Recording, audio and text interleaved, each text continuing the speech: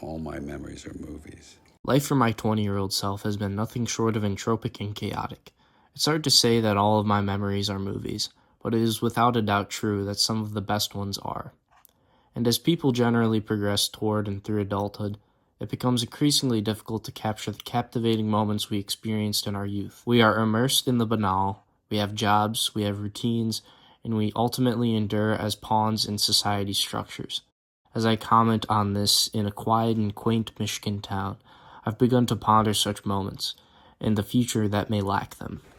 It is no surprise that one will try to fill their life with wonder and enchantment, and for me, that magic comes from movies. Now, after reflecting on memories of movies and movies as memories, I will count down my top 10 favorite films, ones that have filled me with the magic we all truly crave.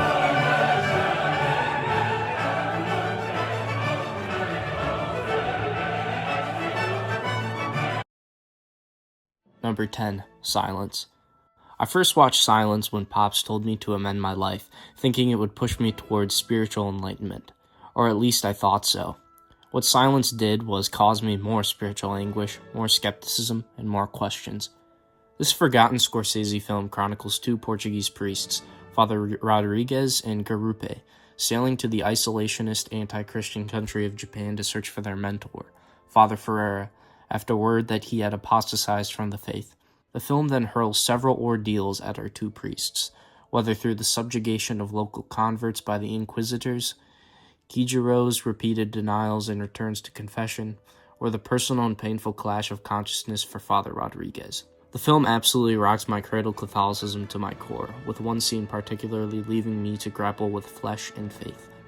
That part where Father Rodrigues is compelled to step on an icon of Jesus, and throughout the movie there is not a peep from his God, only a voiceover that appears to be Christ encouraging him to step, saying, "Come ahead now. It's all right. Step on me." The movie pushed me to interrogate truth further, leading me to read works by Camus, Sartre, Aquinas, Marx, Augustine, Fanon, Beauvoir, Kierkegaard, etc., all for the sake of truth. I'm unsure whether I've come closer to a final doctrine by which I can conduct my life, but I firmly know that truth is good, and Silence's thematic dissection of doubt and skepticism has evoked that pursuit in me, making it personally valuable as a filmic experience. It is one of Scorsese's most restrained and spiritually devastating works because it refuses to flatter the believer or mock the doubter. It simply asks what remains when conviction is stripped of glory. It is, in many ways, a spiritual descendant of The Seventh Seal, a film not about the absence of faith, but about the terror of seeking God in a world that refuses to answer.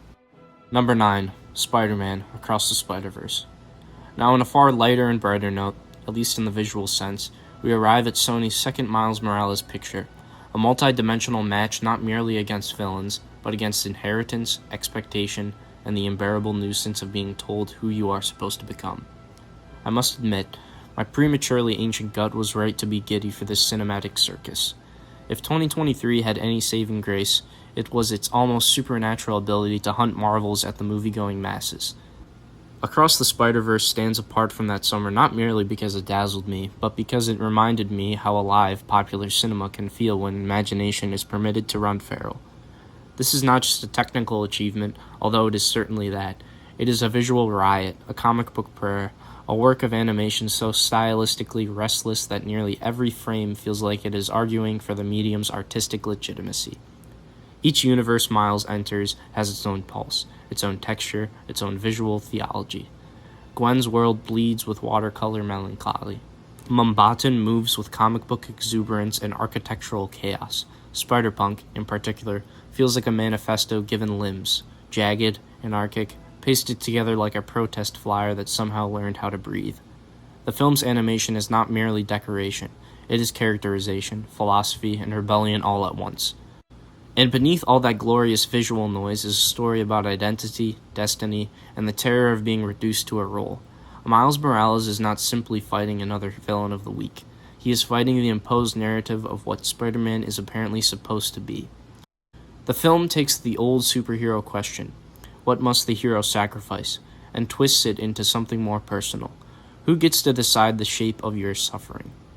By the time the ending arrives, it does not feel like a cheap cliffhanger so much as a rupture, a final yank of the web before the whole structure snaps.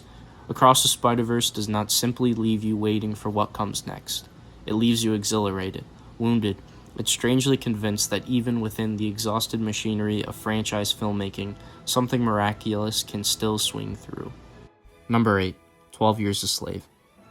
Throughout my childhood and adolescence, I was enamored with American history and its great figures, but of course, like the majority of young Americans, I was taught to merely adore the top-down approach of our history, that is, the rich white men who ostensibly built this country, and the slight acknowledgement of other groups that have actually made the nation beam into a melting pot.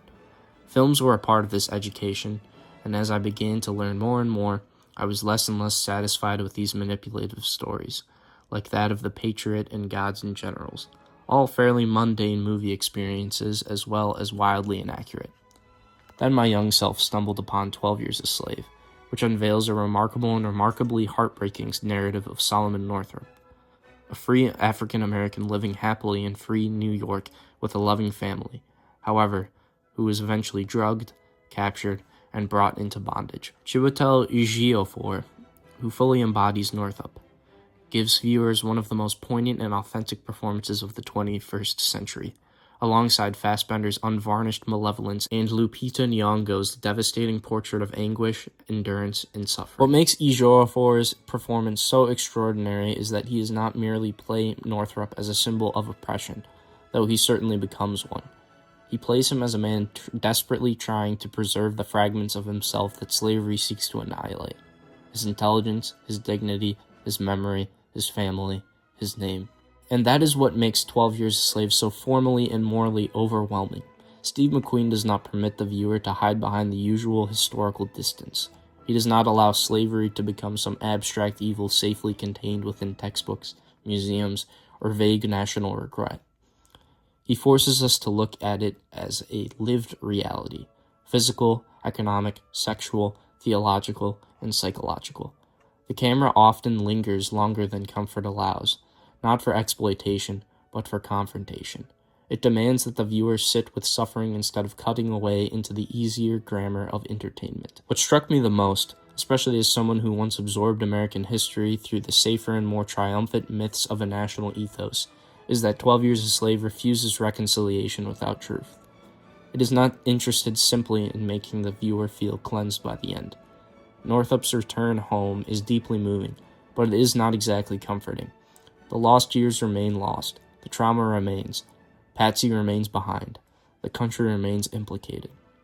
For that reason, 12 Years a Slave is one of the most important films I've ever encountered, not only because it corrected some juvenile understanding of history I once held, but because it showed me that what cinema can do when it refuses to flatter national memory. It is a film of immense agony, but also immense necessity. A work that insists the past is not dead, simply because we have learned to narrate it politely. Number 7. The Iron Claw. I saw The Iron Claw on Christmas Day in 2023, and nearly turned into the Hoover Dam as Carrie keeled over. It was one of those rare theater experiences where the room seemed to collectively understand that they were no longer just watching a sports picture, or a wrestling picture, or even some conventional family tragedy. We were watching a modern Greek tragedy about brotherhood as both a blessing and a curse. The performances here are nothing short of remarkable. Zac Efron in particular inhabits Kevin Von Erich with a kind of physical fortification that barely conceals the wounds underneath. It is as if his body itself has become a cell for all the words and grief he cannot voice. Every gesture, every quiet moment, every stoic sentiment hints at a man enduring not just the violence of the ring, but the weight of legacy, the silent demands of his father, and the lonely burden of memory. One of the final lines that seemed to cling to everyone in the theater was, "I used to be a brother, and now I'm not a brother anymore." There is a quiet devastation in that admission, a distillation of the film's entire emotional current into a single, shattering realization. Kevin is not only grieving those he loved, he is grieving the very shape of his existence, the role that once anchored him to the world and disappeared alongside him. I returned to the theater for a second viewing, compelled by how deeply the film unsettled and moved me. While it offers the battered choreography of professional wrestling, beneath the sweat and spectacle lies something far more fragile. A story of boys conscripted into the roles of gods, warriors, champions, and heirs, when perhaps what they truly needed was simply the freedom to be vulnerable. It is unfortunate that it arrived so late in the award season, as it offered a fitting and poignant conclusion to the year in film. The Iron Claw is not without its flaws, and at times its sentiment lands with the force of a steel chair, but its impact on me is undeniable. It is a film both tender and tragic, muscular and profoundly human, one that recognizes brotherhood not simply as a matter of blood, but as the sacred longing to be understood by someone who once inhabited the same childhood dream. Number 6. Moonlight. There's already such a dense field of commentary that exists of mine regarding the film, and I encourage those unaware to watch my first initial commentary on the channel, analyzing Moonlight along with challengers, so I will attempt to be inclined to the dude's method of that whole brevity thing. Barry Jenkins's construction of the main character Chiron forces one to sit with him at the beach under the moonlight, where black boys turn blue and bold, and those watching can only join him in turning into drops. While undoubtedly a sincere queer exposition, the film also prompts viewers from various demographics to grapple with the authenticity of affection and alienation that resonates with many. Moonlight reduced me to drops. Even if Chiron's life is not your own, Jenkins forces you to feel the quiet ache of his loneliness, his guardedness, and his desperate need to be loved without being wounded for it. It doesn't proselytize, as some claim. It is purely tender, devastating, and almost painfully human. A film less interested in lecturing than in making you sit with the unbearable weight of someone else's silence. This film is best described by the words of the late Roger Ebert. If it's a great movie, it lets you understand a little bit more about what it's like to be a different gender, a different race, a different age, a different economic class, a different nationality, different profession, different hopes, aspirations, dreams, and fears. It helps us to identify with the people who are sharing this journey with us. And that, to me, is the most noble thing that good movies can do, and it's a reason to encourage them and to support them and to go to them. Moonlight dares to do this, and through this it succeeds. Number 5. Challengers. I've already discussed Challengers in a fair amount of detail, but it would be a disservice to be curtly to such a captivating piece of media. Most sports films comfort us with familiar ideas of determination, teamwork, and triumph. Challengers does something far more audacious. Luca Guadagnino turns tennis into a battleground of lust, resentment, ambition, and control, where every serve feels less like athletic competition than emotional warfare. From the opening match, the film announces itself as something stranger than the average sports drama. The rackets, grunts, and sneakers are soon swallowed by Trent Reznor and Atticus Ross's pounding techno score, transforming the court into a pressure chamber. Every volley feels personal. Every cut to Tasha reminds us that this is not merely art against Patrick, but a triangular tribulation over affection, possession, and power. This is what makes Challengers so intoxicating. It understands that competition is never purely professional. In this world, sports becomes inseparable from sex, friendship, jealousy, humiliation, and grief. What makes Challengers one of my favorite films is that it refuses to romanticize brilliance. Beneath the sweat, style, and ecstatic final rally is something deeply nasty and human. That is, the realization that victory can turn love into leverage, friendship into rivalry, and sport into a language of malevolence. Number 4. A Clockwork Orange. Once more, I spoke perhaps superfluously about this sequence of sadistic sublimity. It in fact just recently took my number 4th spot, and with good reason. A Clockwork Orange is not merely a polemic piercing audiences with the role of institutions, free will, and corruption. It is an all-out absurd demonstration of such forms at Kubrick's elevated and sophisticated direction. I will make the bold claim that this is the most Kubrickian of all his films. Every avant-garde angle, every grotesque performance, every unnerving cut seems to be designed to mesmerize and repel in equal measure. Even now the film feels revolutionary. Not simply because of its violence, but because of the terrifying elegance with which that violence is staged. From the first shot, Wendy Carlos's score places us inside a world where beauty and brutality become inseparable. What makes the film so fantastical to me is how completely Kubrick gives visual shape to Anthony Burgess's world, even elevates it. The novella is disturbing on its own, but the film makes everything more idiosyncratic, comic, dystopian, and horrifying. In this rare case, I almost think watching before reading serves the story better, because the moving image allows one to fully comprehend Alex DeLarge's vile charisma, along with the insidious institutions that surround him. More than a spectacle of sadism, A Clockwork Orange is sheer cinematic showmanship. Its genius lies in the contradiction of Alex himself, a monster with sublime taste, a creature of odious appetites who still worships beauty. Kubrick turns that irony into one of cinema's most disturbing visions, a film where art, violence, pleasure, and punishment all grin from the same horrible face. Number 3. Marty Supreme. For someone who adores J.D. Salinger's The Catcher in the Rye, it is no surprise that a theatrical character so thoroughly haunted by Holden Caulfield would become one of my favorites. Marty Supreme is, by far, the film of 2025 for me, a feverish portrait of ambition, ego, humiliation, and the terrible comedy of wanting to be great. It is my third favorite film of all time. There is a moment in the final sequence where I felt an urge to let the tears fall, but I found myself holding them back, perhaps out of some unspoken pact with my father sitting beside me. Marty is not a figure who easily invites sympathy. He strips his relationships of warmth until they are little more than transactional, reducing affection to a tool and pursuing his desires with raw, almost primal hunger. Yet, it is exactly this unvarnished desperation that renders him so achingly human. His words, ambitions, his selfishness, even his moments of vulnerability, they all echo with a familiarity that is difficult to ignore. Marty is not offered the comfort of tidy redemption. Instead, he is laid bare, compelled to face the fractured pieces of himself while the relentless engine of longing grinds on. There is no simple return from that. I love this film, and it would not be woven complete without the exemplary ensemble. Every character, from their cadence to their gums, is completely authentic to the period projected onto the screen. Of course, Tyler, the creator, was tremendous, but also other characters, ranging from New York nobodies to applauded directors, are also brilliant. And the music is absolutely magnificent. Every scene with the score either resounding with 80s fervor or brilliantly coded with Daniel Lopatin's delights is polished further into pure perfection. I love this score so much that one of the tracks, Holocaust Honey, portrayed with an albeit concerning name and a silly scene attached to it, is by far my most listened to melody on Spotify of all time.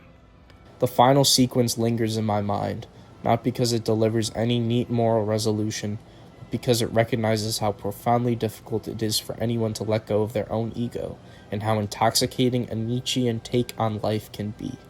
Marty Supreme invites us to live by amor fati, love of fate, even while it can be tremendously turbulent.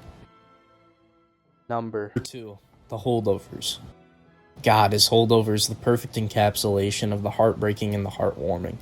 Alexander Payne blends the cozy aesthetic of a New England boarding school with 3 wounded, remarkable souls who, by accident, necessity, and grace, slowly become a strange little family.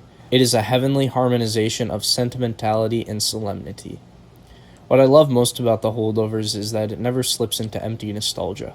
The 1970s setting, the snow piling up outside, the smell of old books and cigarette smoke, the echo of boots in empty hallways, it all feels real, like a memory you could almost step into. It isn't just about being stuck at school over Christmas. It's about people who have been stranded in their own sadness and disappointments long before the holidays ever showed up. Paul Hunnam might just be my favorite crank in any film, mostly because his bitterness is never just for show. He hides behind history lessons and strict rules, clinging to them because it's easier than admitting he needs anyone. He's pompous, sometimes cruel, and often hilarious in his own dry way, but underneath all that is someone who's been pushed so far out by life that discipline is the only shield he has left. He spent so long reading about the world that he's forgotten how to read people in front of him. What makes him compelling is that this harshness isn't about being mean, it's about being hurt.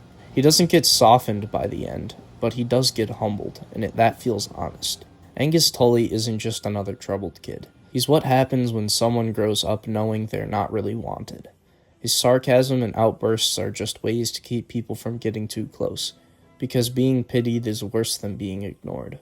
He acts like he's got it all figured out, but it's just a mask for the fact that his own family treats him like a burden. What's striking about Angus is how he leaves both too old and too young at the same time, sharp enough to see through adults, but still breakable when they let him down. His connection with Hunnam works because neither of them wants to admit how much they actually need someone else. And then there's Mary Lamb, who quietly becomes the heart of the film. Her grief isn't just there to make the story sadder. It's something she carries with the kind of strength that's hard to look at sometimes.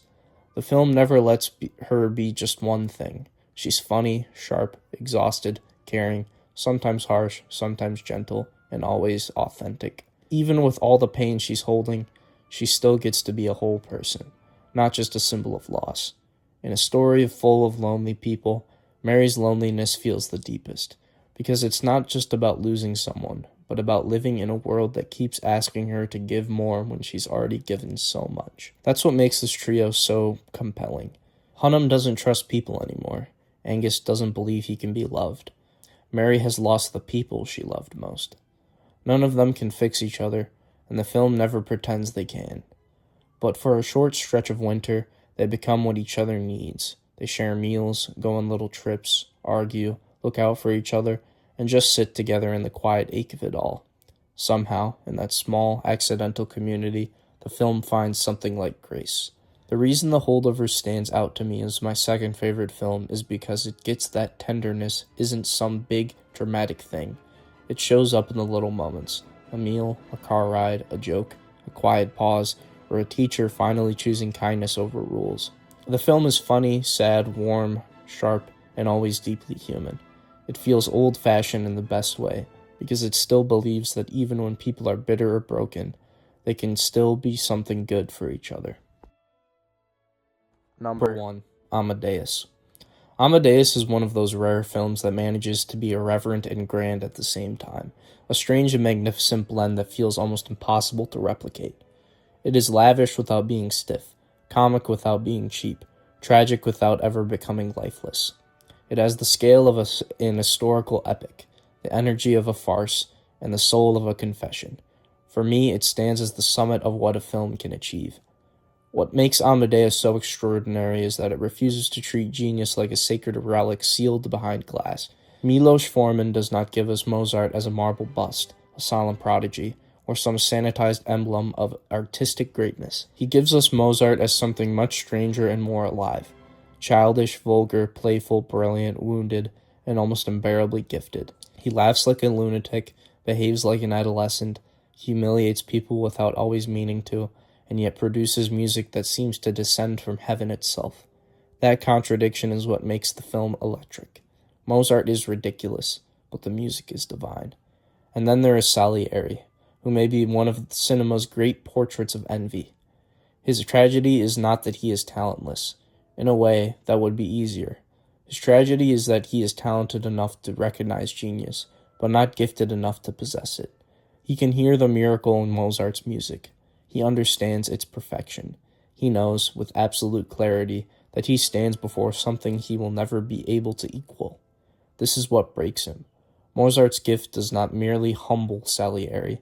It humiliates his entire understanding of justice, faith, and merit. The film's ingenuity is that it makes this agony entertaining. Amadeus should, in theory, be a dusty biographical drama about classical music and court politics. Instead, it moves with astonishing life. The scenes feel like musical movements, comic, theatrical, grotesque, tender, then suddenly devastating. The costumes, the opera houses, the candlelit rooms, the imperial absurdity, the whispers of scandal. All of it creates a world that feels both historical and feverishly alive. Forman turns the past into something immediate, mischievous, and wounded. Tom Hulce's Mozart is essential to this.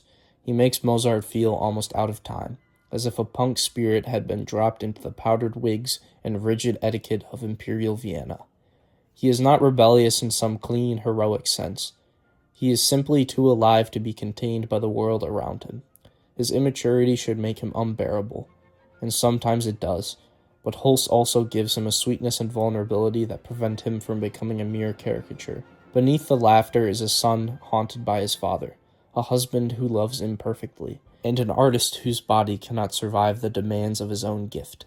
F. Murray Abraham, meanwhile, gives the film its tragic architecture. His Salieri is terrifying because he is so recognizable. Most of us are not Mozart.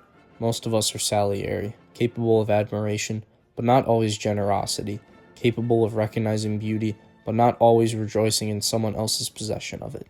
The film forces us to sit with one of the ugliest questions imaginable.